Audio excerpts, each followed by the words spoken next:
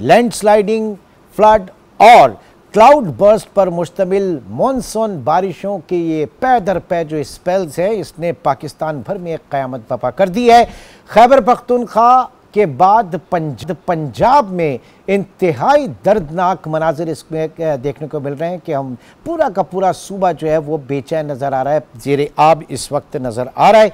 और अब ये खदशा जो है वो सिंध की तरफ आगे आगे बढ़ रहा है। अगले चंद दिन इंतहाई ख़तरनाक हैं सिंध के हवाले से, क्योंकि रावी का, चनाब का और सतलज का जो पानी है ये पंजनत के मुकाम से दरिया सिंध में दाखिल होगा और उसके बाद इंतहाई अहमियत का हामिल है इस वक्त जो गुड्डू बैराज है, और फिर लेटर ऑन जब कोटरी बैराज और सक्खर बैराज की सूरत हाल की बात की जाए, बहुत नाकाबिल तनाफी जिसको हम कहेंगे कि नुकसान इस वक्त हुआ है। जानों का, इमलाक का तकरीबन 850-900 अफराद जो हैं वो जहाँ भाग हो चुके हैं और हज़ारों की तादाद में मवेशी और इसके साथ साथ वसी तर रकबे के ऊपर खड़ी फसलें जो हैं वो तबाह हो चुकी हैं। इसके कॉन्सिक्वेंसेस जो हैं वो आगे चलकर और इंतहाई संगीन साबित होंगे, क्योंकि पाकिस्तान की मईशत में जो एग्रीकल्चर सेक्टर है वो उसको बड़ा नाकाबिल नुकसान इस वक्त तलाफी जो है उसको नुकसान हुआ। मौजूदा क्या सूरत हाल है, हमारे एग्रीकल्चर सेक्टर के जो एक्सपर्ट्स हैं वो इसको किस तरह से देख रहे हैं, इसके ऊपर मैं बात करूंगा। डॉक्टर नदीम कमर जो कि सदर हैं सिंध चैम्बर ऑफ एग्रीकल्चर के, इस वक्त हमारे साथ मौजूद है। डॉक्टर साहब बहुत शुक्रिया आपके वक्त का। और साथ ही साथ खालिद हुसैन भाट साहब जो कि चेयरमैन हैं किसान इत्तेहाद के, वो भी इस वक्त हमारे साथ मौजूद हैं। खालिद हुसैन भाट साहब आपका भी बहुत शुक्रिया। डॉक्टर साहब आपकी तरफ में आता हूँ, सबसे पहले जानना चाहेंगे कि क्या मैग्नीट्यूड, क्या इंटेंसिटी इस वक्त देखी जा रही है और प्रिडिक्ट की जा रही है सिंध में, क्योंकि पंजाब और केपी में हमने देखा कि जो तबाही हुई है, यहां पर क्या सूरत हाल देखी जा रही है, क्या आप लोगों की ऑब्जर्वेशन है सर? देखिए, इस वक्त तो बारिशों से सिंध में कोई डैमेज नहीं हुआ। बारिशें जो हुई हैं और कराची शहर में एक बारिश बहुत बड़ी हुई है जिससे अर्बन फ्लडिंग हुई है और यहाँ पे ज़्यादा डैमेज हुआ। हमारे पास इस वक्त तक तो बहुत फ़ायदा हुआ है बारिशों का, क्योंकि रेन इतनी हैवी नहीं हुई है और मॉडरेट रेन हुई है, जिससे फसलों को जैसे शुगर केन है, गन्ना है या जैसे दूसरे बागात हैं, इनको बहुत फ़ायदा हुआ है। जो वाटर इंटेंसिव जो आपकी फसलें हैं उनके लिए उन पे मस्बत असरात आप कह रहे हैं? हाँ, पॉजिटिव। और कॉटन को भी इतना ज़्यादा बारिश नहीं है कि कॉटन को भी ज़्यादा डैमेज हो, लेकिन कॉटन सिंध में अनफॉर्चुनेटली बहुत थोड़ी सी है, क्योंकि पानी बहुत लेट मिला तो कॉटन की सोइंग हो न सकी प्रॉपरली जिस तरह से होनी चाहिए थी। हाँ। तो इस वक्त तक हम पॉजिटिव हैं। बड़ा अफसोस है मुझे जो पंजाब में हुआ है, जो केपी में हुआ है और जो हमारे किसान भाइयों के साथ स्पेशली पंजाब में इस वक्त हो रहा है। बहुत अफसोस है, बहुत ही अफसोस है। और मैं देखता हूँ टेलीविज़न पर जो मनाजिर और फसलों की फसलें गरीब लोगों की तबाह हो गई हैं। गॉड नोज़ के वो किस तरह से इसको मैनेज करेंगे, सरवाइव करेंगे। गवर्नमेंट की एड तो आती नहीं है, सिर्फ नाम के होती है।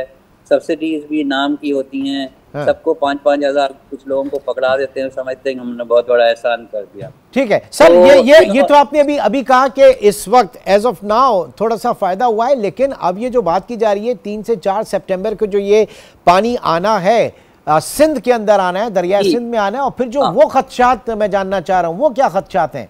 जी अच्छा, वो ऐसा है कि ये जो फोरकास्ट की जा रही है 5 से 7 मिलियन क्यूसेक फीट जो पानी आ रहा है, तो वो तो खैर ज़्यादा नहीं है सिंध में।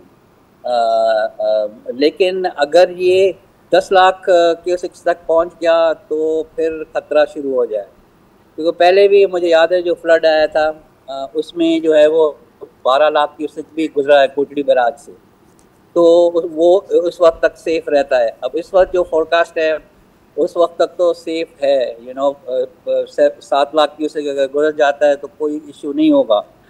ऑब्वियसली उन लोगों को इशू होगा जो दरिया के बेड में अपने घर मकानात बना के बैठे हुए हैं। हाँ। उनको तो नुकसान होगा, उनको वो इलीगल सारी चीज़ें वो होनी भी नहीं चाहिए। हाँ। बाकी जो आम जो है वो एग्रीकल्चरिस्ट को या और लोगों को इतना नुकसान नहीं होगा, लेकिन कुछ प्रिडिक्ट नहीं कर सकते ना आप, यू कैन नॉट प्रिडिक्ट। तो हर वक्त जो है ये खतरा रहता है कि 10 लाख यहाँ से ऊपर अगर चला गया। हाँ। तो फिर नुकसानात होना शुरू हो जाएंगे। आई एम होपिंग, और मैं देख जो रहा हूँ, जो कह रहे हैं कि सिंध गवर्नमेंट जो है वो उन्होंने अपने बंद जो हैं उनको मजबूत करने के लिए और मज़ीद काम कर रहे हैं। होपफुली वो लोग एक्टिव हैं, और ऐसी सिचुएशन खुदा न खास्ता अल्लाह न करे अगर आए तो उसमें जो है वो सब वो कहते हैं ना कि हाथ कंगन को आरसी किया। देख लेते हैं वक्त अभी किस तरीके से मैनेज किया जा रहा है, क्या एफर्ट्स हैं। भाट साहब आपकी तरफ आऊँगा। बहुत अफसोसनाक सूरत हाल है इस वक्त KPK में और पंजाब में। क्या एस्टिमेशन है इस वक्त, किस तरह के लॉसेस हुए हैं? जाहिर है कि वो तमाम अभी तो लोगों को बचाया जा रहा है। ये फरमाइए कि किस तरह के लॉसेस एस्टिमेशन आप लोगों के आ रहे हैं सामने एग्रीकल्चर के हवाले से। प्रिया, जैसे कि आप सुन ही रहे हैं और ख़बरों में भी देख रहे हैं कि आप यकीन करें कि फसलें तो आप अलग बात रह गई ना, वो तो ख़त्म हो गई। हमारे घर बार, हमारा माल मवेशी, यहाँ तक कि हमारे कुछ लोग, हमारा चिश्तियाँ है, पाक पतन है, ये सतलुज के ऊपर या चनाब के ऊपर कुछ लोगों की अभी डेड बॉडी भी पता नहीं चल रही, और जो हमारे लोग गुम है उनका भी पता नहीं चल रहा। हाँ। तो एक मैं कहता हूँ कि इतनी मुसीबत अभी हमने तो नहीं अपनी होश में नहीं देखी। हाँ। हर तरफ पानी पानी है, कोई पूछने वाला नहीं है कि किसी आपको नजर आएगी कोई डेड बॉडी आ रही है, कोई माल मवेशी मरा आ रहा है। मैं कहता हूँ कि वो मंजर देखे नहीं जा रहा है। इतनी तबाही है। टीवी पे आप कम तबाही नजर आ रही है। जो आप गाँव और जो हमारे इलाके हैं बिल्कुल खत्म हो गए हैं, गांव सफा हस्ती से मिट गए हैं। माल मवेशी हर चीज बड़ी मुश्किल से अपनी जानें बचा के कोई ऊपर मकाम पे या कोई पहुंचे हैं। वो भी इंतजामिया कहीं कहीं पहुंची है, बाकी हर जगह पे तो इंतजामिया पहुंच भी नहीं सकती, जितनी बड़ी तबाही है। अच्छा, ये देखिए, ये नेचुरल डिजास्टर जो कैटास्ट्रोफी ये है, इसका मुकाबला नहीं कर सकते, लेकिन नुकसान को कम किया जा सकता था। ये मुझे बताइए, ये जो खबरें आ रही हैं सारी के दरिया के रास्ते में, उसकी गुजरगाह के रास्ते में जो इंक्रोचमेंट हुई है, उसका कितना बड़ा अमल दखल है इसमें? देखें जी, वो है लेकिन वो कम एरिया है। लेकिन ये जो बंदात होते हैं, जैसे हमारा चिश्तियां है, पाक पतन है, जितने भी बड़े हैं, उसके बाद तो जो सारे रकबे हैं वो अलॉटमेंट रकबे हैं, उस पर हमेशा से काश्त होती है। वो बंद टूट गए हैं, शहरों में पानी दाखिल हो गया है, पाक पतन में दाखिल हो गया है, भावल नगर में दाखिल हो गया है। मैं कहता हूँ ऊपर से जो हमारा सियालकोट, जो पूरा अपर पंजाब और जनूबी पंजाब, जमीनें क्या दरिया के में जो काश्त होनी थी वो अलग बात है, शहर के शहर डूब गए हैं। हाँ। शहर तो उसके दरिया के बीच में नहीं थे। इतना पानी है जो कि गवर्नमेंट या कोई कंट्रोल उसको नहीं कर सकता। लेकिन हमारे यहाँ बदकिस्मती ये थी कि हम तो 2-3 साल से किसान ऑलरेडी मरा हुआ था। 2 साल से हमारे भाई बैठे हैं। सिंध गवर्नमेंट ने पिछले साल गंदम नहीं खरीदी, इससे पहले पंजाब ने नहीं खरीदी। पिछले साल आपको पता है कि गंदम सिंध में 1900 से लेके 2000 में बिकी, और आज में सिंध में गंदम जो बिक रही है मार्केट में वो 3200 की बिक रही है, क्योंकि गरीब किसान से वो गंदम अब बड़े लोगों के हाथ में आ गई है। ओके।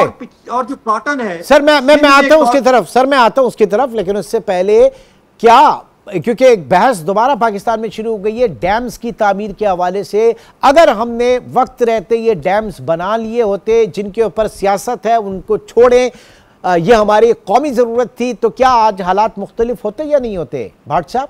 बिल्कुल जी, बिल्कुल। मैं कहता हूं कि आज भी इस तबाही के बाद भी काश गवर्नमेंट सोचे समझे और सियासत की नजर ना हो, डैम का वो ऐसा डैम ना रखे नाम जिससे किसी सूबों को भी इतराज हो। लेकिन आप यकीन करें कि अगर पाकिस्तान में, ये मेरे भाई सिंध में बैठे हैं, इनसे पूछें, ये इन्होंने खुद बताया है कि पानी लेट पहुंचा। 9 महीने तो हम बूंद बूंद पानी के लिए तरस जाते हैं, और ये 2-3 महीने सैलाब में हम डूब जाते हैं। जब तक इस मुल्क में डैम नहीं बनेंगे, उनको खुशहाली डैम के नाम दिए जाएं, गवर्नमेंटों से बात करें, और उन गवर्नमेंटों से नहीं जो बैरूनी एजेंडा लेके अपने मफाद की खातर हुकूमतें तो ले लेते हैं, लेकिन इस मुल्क की खुशहाली के लिए कोई डैम बनता है तो उस पर एतराज़ात करते हैं। ये मैं जरूर कहूंगा कि चारों सूबों को इत्मीनान में लिया जाए, फेडरल गवर्नमेंट और चारों सूबों और किसान तंजीमें इसमें बैठे। ये जो लटेरा माफिया है जिन्होंने मुल्क लूट लिया आज तक, जब से मुल्क बना है, देखो इंडिया ने कितने डैम बना लिए, वो जब चाहता है। हमारी फौज ने इस टाइम मुल्क ऐसा उनको इंडिया को मारा कि वो पूरी दुनिया में जलील हुआ। लेकिन अगर इन सियासतदानों ने डैम बनाए होते तो आज दुश्मन ने जो हम पे आबी जारियात की उसका मुकाबला तो हम कर सकते ना। ठीक है, चले मैं ये इसका जवाब जरा तफसीलन चाहूंगा डॉक्टर नदीम कमर साहब की तरफ। सर, डैम्स की तामीर पाकिस्तान में, पाकिस्तान की बका के लिए, सलामती के लिए, हमारी जिंदगी के लिए क्यों इतनी ज़रूरी है और इसकी मुखालफत क्यों की जा रही है? मुखालिफत का मसला ये है कि देखिए बासा डैम अंडर कंस्ट्रक्शन है, उसके बाद दासू डैम अंडर कंस्ट्रक्शन है। हाँ। अब ये डैम से पहले अंडर कंस्ट्रक्शन है, इनको तो कंप्लीट करें। जो भी तरबेला में भी जो प्रॉब्लम्स हैं, इश्यूज हैं, वो भी रिजॉल्व करें। इस वक्त ऑनगोइंग प्रोजेक्ट्स को तो कंप्लीट करें। और आप अगर एक कालाबाग के आगे पे आके अटक जाते हैं कि जी सिंध मुखालिफत कर रहा है, सिंध अगर कालाबाग की मुखालिफत कर रहा है, सिंध ने बादशाह की तो मुखालिफत नहीं की ना। ये सारा हम पे क्यों इल्जाम डाल रहे हैं? हमने स्मॉल डैम्स बनाने की तो मुखालिफत नहीं की ना कभी, कि आप छोटे छोटे डैम्स बनाएं। हमने ये तो नहीं कहा ना।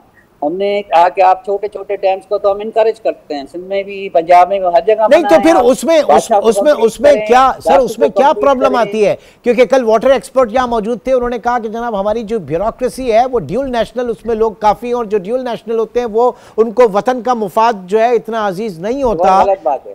देखिए मैं ये कह रहा हूँ कि पहले जो डैम्स बन रहे हैं उनको कंप्लीट तो करें। बादशाह डैम को आप कंप्लीट करें, दासू को कंप्लीट करें, तरबेला में जो इश्यूज हैं, प्रॉब्लम्स हैं, उनको सॉल्व करें। आप छोटे डैम तो आपकी नजर में भाषा डैम और धासू डैम जो है, दासू, ये क्यों नहीं बन पा रहे? इनमें क्या प्रॉब्लम है आपकी नजर में? ये आप गवर्नमेंट से पूछें, इतने सालों से काम चल रहा है। उसमें ये कहना कि देखें बाहर से जो लोग आते हैं वो सिंसियर नहीं है, ये बहुत गलत है। एक तो हम उनको यहाँ इतनी प्रोवाइड नहीं करते अपॉर्चुनिटीज़ की, वो बाहर चले जाते हैं। इतने स्मार्ट होते हैं, वापस आके अपने मुल्क की हेल्प करना चाहते हैं, आप उनको डिस्करेज करते हैं। आप एक तरफ तो बनाए ना पॉलिसी, यहाँ तो उनको अपॉर्चुनिटीज नहीं तो सर एक second sir, with due respect, साल के 6 महीने हम पानी ना होने से हम तरसते रहे, हम ड्राउट वाली पोजीशन में आ जाएं, और अगले साल के 6 महीने पानी इतना ज्यादा है कि हम उसके अंदर फंसे रहे। ये पॉलिसी भी तो समझ में नहीं आती ना डॉक्टर साहब। देखिए मैं आपको एक चीज बताऊं कि इट्स वेरी सिंपल। हर 7 साल के बाद एक बड़ा फ्लड आता है, एवरी 7 years। ये चीज़ तो स्टडी की हुई है और बाकायदा इस्टेब्लिश्ड है, ठीक है ना। तो आप इतना ऐसा काम करें कि मैं यही बात कहना चाह रहा हूँ, मैं शुरू से भी यही कह रहा हूँ कि जो चीज़ें बन रही हैं पहले उनको तो कंप्लीट करें, फिर देखिए कितना फर्क पड़ता है आपको। छोटे डैम्स बना लें आप, ठीक है। हम तो नहीं रोक रहे ना, आप बनाए ना, क्यों नहीं बना रहे?